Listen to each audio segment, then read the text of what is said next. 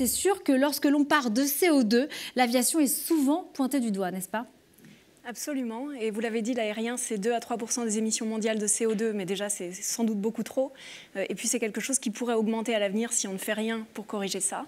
Et donc, nous, effectivement, on est convaincus que les aéroports ont leur rôle à jouer pour cette décarbonation du transport aérien. Donc, c'est à la fois travailler sur nos émissions propres, et donc on a une ambition d'avoir la neutralité carbone en 2030 au plus tard pour les 27 aéroports de notre réseau. Et puis, c'est aussi travailler sur ce qui se passe en vol, donc pour les avions, qu'est-ce qui se passe quand l'avion va, par exemple, de Paris à New York. Et donc là, effectivement, notre responsabilité, c'est de mettre à disposition les énergies bas carbone pour les avions. On prévoit un mix énergétique, à la fois des carburants d'aviation durable, notamment des carburants d'aviation durable de synthèse produits à partir d'hydrogène, qui seront nécessaires dans le mix, et de l'hydrogène en combustion directe, sur lequel on compte aussi beaucoup. Donc les carburants d'aviation durable, c'est cher, c'est consommateur d'énergie. L'hydrogène, on pense que c'est une option très pertinente, à la fois sur le plan énergétique, même si c'est une révolution technologique très ambitieuse.